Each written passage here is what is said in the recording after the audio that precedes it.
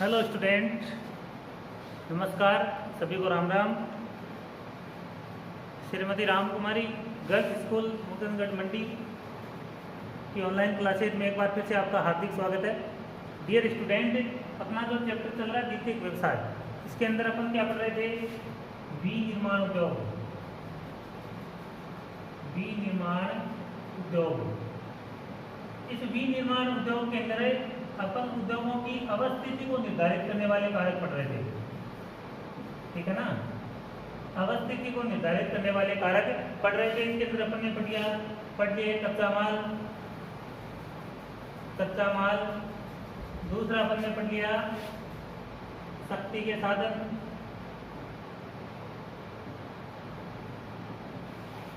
तीसरा अपन ने पढ़ा था परिवहन और संचार। परिवहन व संचार के साधन तीन पढ़ लिए अपन ने। किसी भी उद्योग को निर्धारित करने के अंदर तीन महत्वपूर्ण कारक है: कच्चा माल, शक्ति के साधन, परिवहन और संचार। फिर अगर अपन देखते हैं 4 नंबर बाजार, ठीक है। अब देखो, कोई भी उद्योग है, उस उद्योग से प्राप्त जो वस्तुएं हैं उनको बेचने के लिए सुलभ बाजार भी होना आवश्यक है।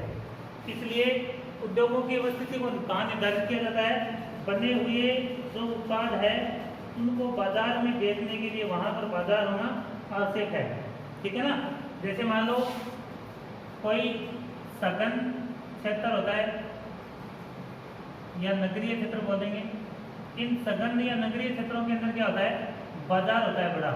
तो ऐसे बड़े बाजार वाले क्षेत्रों के अंदर बना हुआ उत्पाद जो आराम से बेचा जा सकता है। इसलिए किसी भी उद्योग को निर्धारित करने के अंदर ये जो बाजार वाला कारक है इसको भी महत्वपूर्ण माना जाता है कि जहाँ पर बाजार निकट होता है उसके आसपास वाले भागों के अंदर बड़े बाजार होते हैं जहाँ पर ये उद्योग धंधे आसानी से लगाए जा सकते हैं।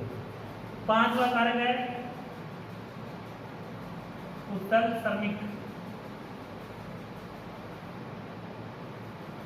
कुशल श्रमिक है, देखो कुशल और अकुशल श्रमिक दो प्रकार के होते हैं। कुशल श्रमिक का मतलब होता है कि ऐसा श्रमिक है जिसको कुछ ना कुछ काम आता है। जैसे मान लो कोई इंजीनियर है या फिर जैसे मान लो कोई और मशीन का ऑपरेटर है, ऐसे जो श्रमिक होते हैं उनको क्या कहते हैं अपन? कुशल श्रमिक। तो किसी भी उद्योग को चलाने के लिए श्रमिकों की आवश्यकता निश्चित रूप से पड़ती है। तो ऐसे विनिर्माण उद्योग के अंदर जो बड़े उद्योग होते हैं, ऐसे बड़े उद्योगों के अंदर जो कुशल श्रमिक आसानी से उपलब्ध होते हैं, जहाँ पर या जिन क्षेत्रों के अंदर कुशल श्रमिक आसानी से सस्ते उपलब्ध हो जाते हैं, ऐसे क्षेत्रों के अंदर जो उद्योग धंधे हैं उनको निर्धारित किया जाता है, ठीक है ना। जैसे मान लो कंप्यूटर चलाने वाला आदमी है या कोई मशीन को ऑपरेट करने वाला व्यक्ति है, इन सभी के अंदर कुशल श्रमिकों की आवश्यकता होती है। 5वां कारक हो गया। 6ठा होता है पूंजी। ये किसी भी उद्योग को लगाने के लिए पूंजी की आवश्यकता बहुत ज़्यादा होती है। भाई उद्योग धंधा लगाना कोई बड़ी बात नहीं, लगा सकता है, लेकिन किसी के पास में अगर मान लो पैसा ही नहीं है, पूंजी नहीं है, तो जो इन्वेस्टमेंट नहीं कर सकता वो कहाँ से उद्योग धंधा लगाएगा। इसलिए जिन क्षेत्रों में पूंजी आसानी से उपलब्ध होती है ऐसे क्षेत्रों के अंतर्गत उद्योग धंधे ज़्यादा लगाए जा सकते हैं। जैसे मान लो यूएसए या यूरोपीय जो कंट्री है, इन यूरोपीय कंट्री के अंदर क्या है? पैसों की कमी नहीं है, इसलिए इन्होंने संसाधनों का ज़्यादा दोहन करके वहाँ पर बहुत सारे उद्योग धंधे लगा रखे, जिसकी वजह से ये देश विकसित अवस्था में। भारत जैसे देशों में पूंजी का क्या है? अभाव, जिसकी वजह से उद्योग धंधों का विकास भी क्या हुआ है? कम हुआ है। जैसे मान लो भारत के अंदर बोकारो इस्पात संयंत्र है, दुर्गापुर राउरकेला भिलाई संयंत्र है। इन सभी संयंत्रों को विदेशों के सहयोग से लगाया गया है, क्योंकि देश में पूंजी का अभाव है, विदेशों के सहयोग से लगाया गया है। इसलिए किसी भी उद्योग को लगाने के लिए मतलब पैसा कहाँ पर खर्च होता है? जैसे कारखाना लगाने, मजदूरों को वेतन देने, मशीनों का खर्चे, प्लस प्रोडक्शन मतलब कच्चे माल के लिए पैसे, इन सभी के लिए बहुत ज़्यादा पूंजी की आवश्यकता होती है, ठीक है ना। तो ऐसे क्षेत्रों में जहाँ पर पूंजी आसानी से उपलब्ध होती है उन क्षेत्रों के अंदर उद्योगों का विकास होता है। उदाहरण के लिए देख सकते हैं अपन कि विकसित देशों में इनका विकास ज़्यादा और विकासशील में कम होता है, उसका कारण है पूंजी, ठीक है। 7वां कारण होता है जल आपूर्ति, जल की आपूर्ति, ठीक है।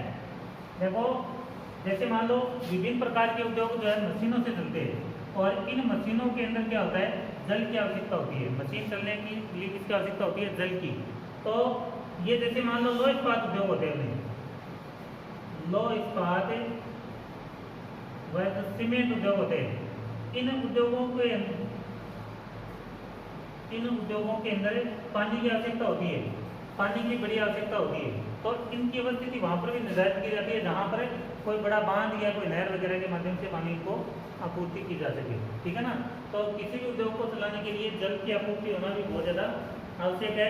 इसमें जैसे लोह इस्पात उद्योग है, वस्त्र उद्योग है, रसायन उद्योग है, कागज उद्योग है, चमड़ा उद्योग है, या फिर विद्युत उद्योग है, ये सारे के सारे उद्योग धंधे जो है जल स्रोत के निकट ही स्थापित किए जा सकते हैं।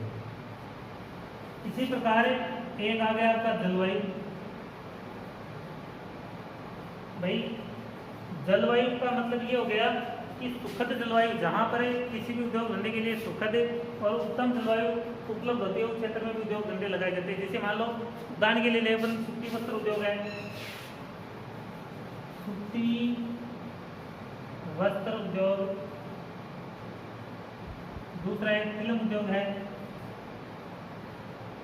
इन दोनों उद्योगों को किसकी आवश्यकता होती है, नम जलवायु की, नम जलवायु।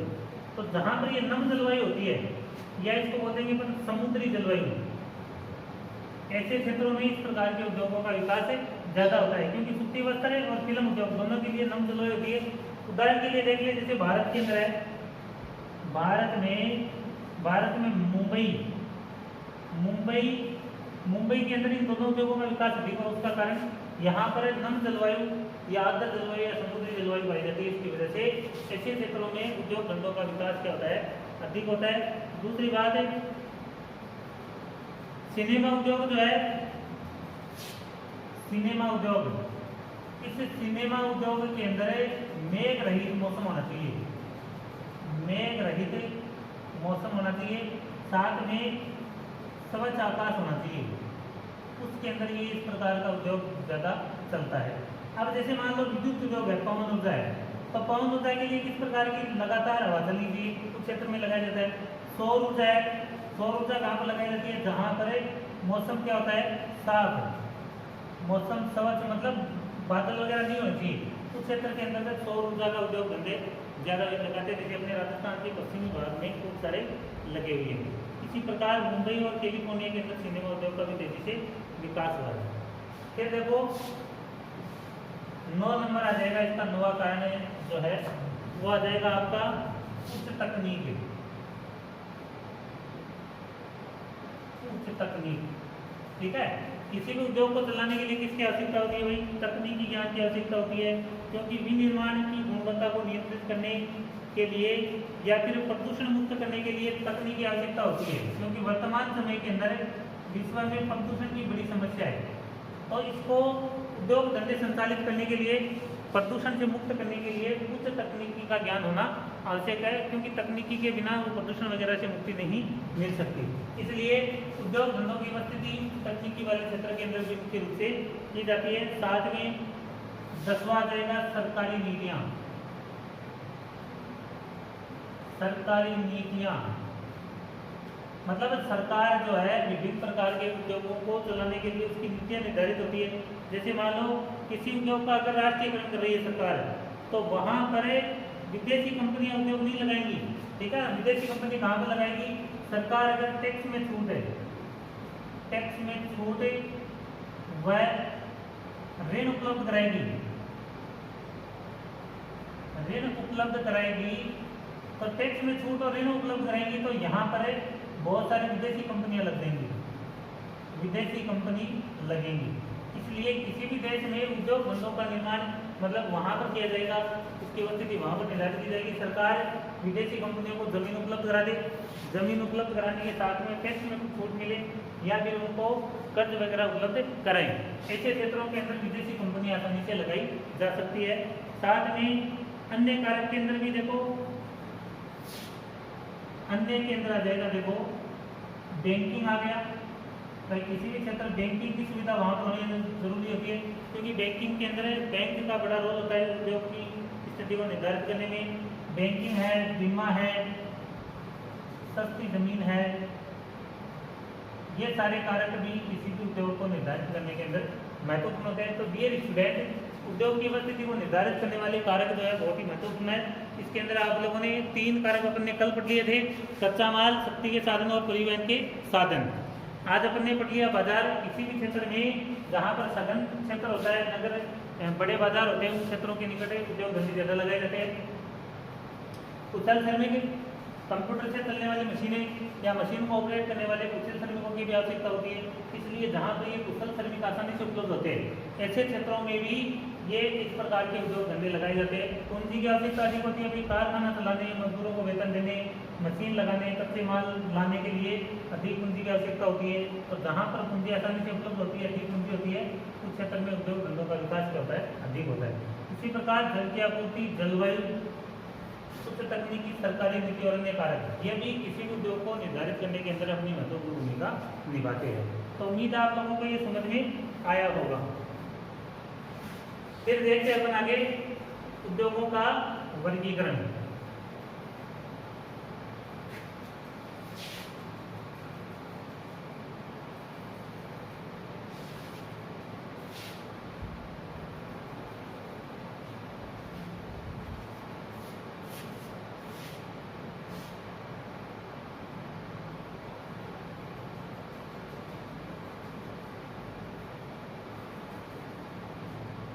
उद्योगों का वर्गीकरण, इसमें पहला देखो है आकार के आधार पर।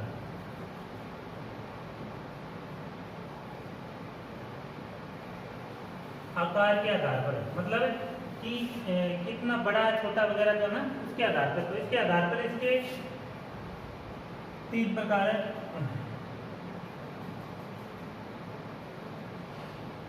एक है कुटीर उद्योग, दूसरा आ जाएगा लघु उद्योग,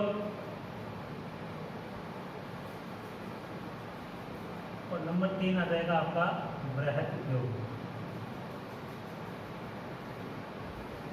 ठीक है, मतलब आकार छोटा बड़ा जो होता है ना, उसके आधार पर इसके 3 प्रकार हो गए।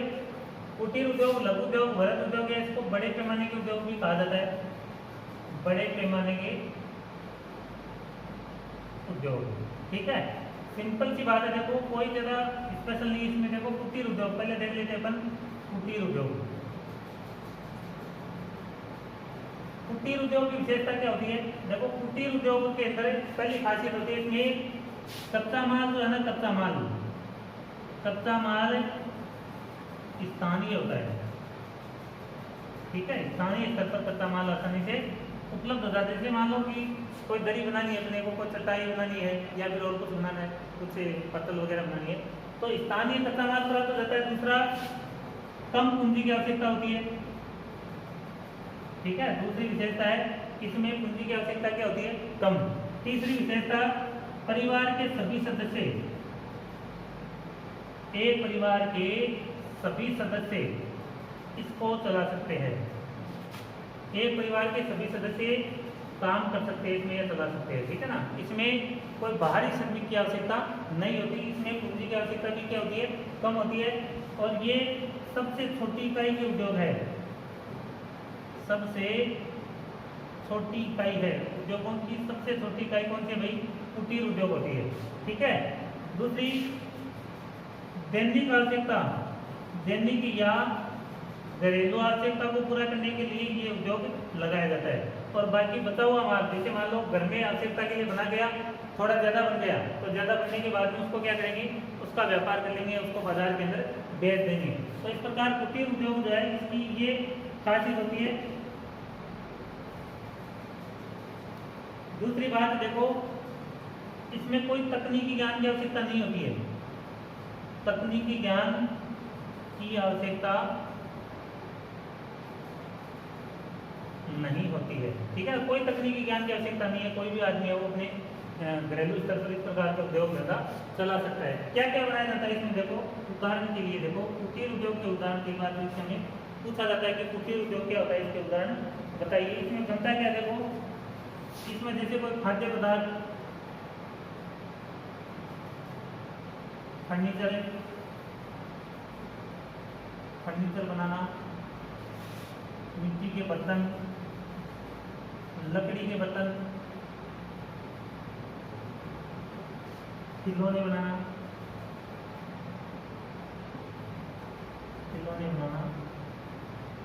दरी, चटाई, पत्तल, दोने, ठीक है। इस प्रकार के जो उद्योग धंधे हैं वो कुटीर उद्योग के अंदर शामिल किए जाते हैं। इसमें इसके अलावा देखो औजार बनाना, लकड़ी के औजार वगैरह, औजार बनाना, ये सारे के सारे जो उद्योग है वो कौन से होते हैं भाई? कुटीर उद्योग होते हैं, ठीक है। ध्यान रखना ये कुटीर उद्योग होते हैं। गांव के अंदर जैसे कोई नाई, कुम्हार होता है बर्तन बनाने वाला, लोहार होता है, या फिर अन्य धोबी वगैरह अन्य होते हैं, तो वो सारे के सारे जो है कुटीर उद्योग के अंदर ही लगे रहते हैं। पहली बात तो देखो कुटीर उद्योग की विशेषता हो गई सारी की सारी अपनी। उसके बाद में देखो दूसरा अपना उद्योग जो है वो कौन सा है भाई? लघु उद्योग, लघु उद्योग, ठीक है। कुटीर उद्योग और लघु उद्योग सेम, इनकी विशेषता लगभग क्या हो जाएगी? सेम हो जाएगी। अंतर क्या आएगा? इसमें कच्चा माल स्थानीय होता है, जबकि इसके अंदर कच्चा माल जो थोड़ा बाहर से भी लाया जा सकता है। इसमें परिवार के सदस्य काम करते हैं, इसके अंदर श्रमिक रखे जाते हैं, ठीक है ना।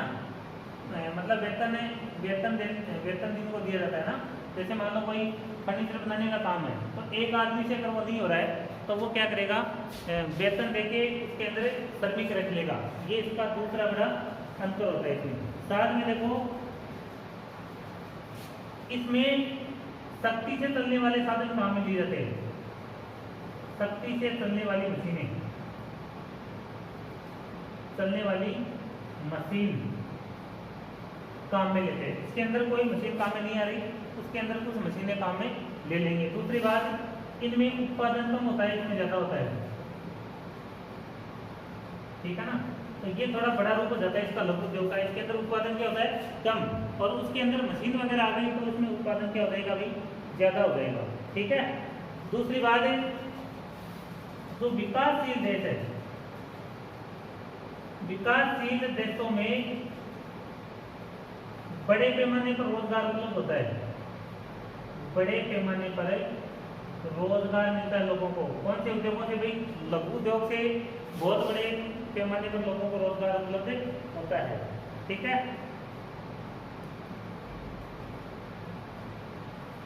उदाहरण सहनी आ जाएगा लगभग। ये उदाहरण है इसी के भी, कुटीर उद्योग के भी, लघु उद्योग के भी ये उदाहरण है। इसमें फर्नीचर बनाना, बर्तन बनाना, लकड़ी के बर्तन बनाना, खिलौने बनाना, ठीक है। ये लगभग उदाहरण इसी के अंतर है। देखो अंतर क्या है इसमें कच्चा माल स्थानीय होता है, इसमें स्थानीय नहीं होता है।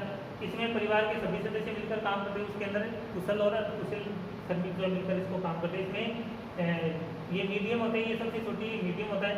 इसमें उत्पादन कम होता है, उसमें ज़्यादा होता है, जिसकी वजह से वो थोड़ा धीरे धीरे बढ़ जाता है। इसमें तकनीकी ज्ञान की आवश्यकता इसमें नहीं होती, उसके अंदर थोड़ी बहुत तकनीकी ज्ञान की आवश्यकता होती है क्योंकि मशीनों से काम किया जाता है। तो ये दो उद्योग हो गए। तीसरा उद्योग जो है बड़े पैमाने के उद्योग, ठीक है। बड़े पैमाने के उद्योग या इनको क्या बोलेंगे अपन भाई? वृहत उद्योग बोल देंगे। इसमें देखो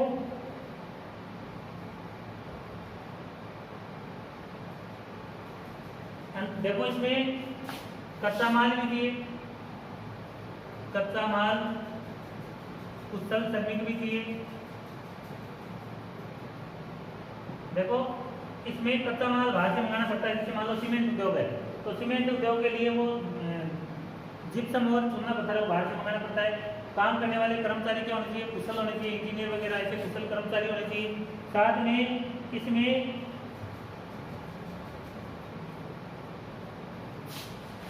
विशाल औजार,